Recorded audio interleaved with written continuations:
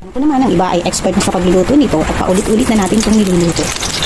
Eh, syempre, ang ka-analytics nyo, kailangan natin ng content, kaya iko-content natin to. Syempre, masarap to.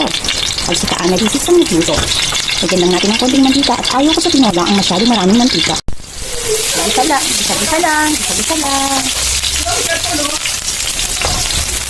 natin. At syempre, ang susunod natin ay ang ating sibuyas. Yan. Ngayon ay ilagay na natin ang manok.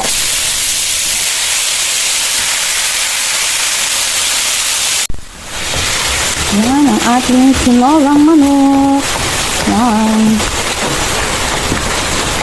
At syempre, lalong sasarap yan dahil sa Knorr cubes, chicken cubes, Knorr chicken cubes. Lalong sasarap yan at pasasarapin ng Knorr chicken cubes. Knorr chicken, baka naman. Ganyan natin. Lagyan na natin ng sabaw. Ang sabaw, para mas lalong sarap.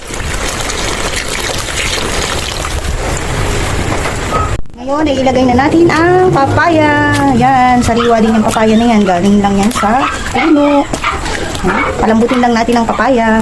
Ngayon, ay titimplahan ko na rin ng patis. Konti lang. So, depende na yan sa panlasa nyo.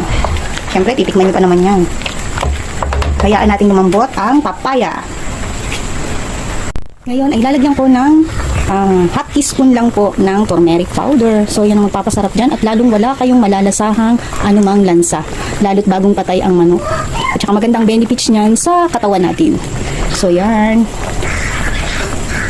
Tapos, ay lagyan natin ng konting pamintang Batangas. Ay, ang sarap niyan. Grabe. Haluin lang natin. At yan mga ka-analytics, dahil malamig ang panahon at naulan-ulan pa, so nagluto tayo ng crest na bagong katay na manok, kaya tinolang manok. So yan ay nilagyan ko ng konting turmeric powder, so masarap yan. Ngayon ay lalagyan natin ng dahon ng sili dahil luto na ang kanyang papaya. Sariwa din yung papaya, galing po yan sa puno, kapipitas lang. Yan mga ka-analytics, at luto na ang aking my own version ng tinolang manok. So yan, at may turmeric powder po yan. Masarap, yummy, press na press dahil bagong katay ang manok. So yan, ayan po. Kain na na. Yummy!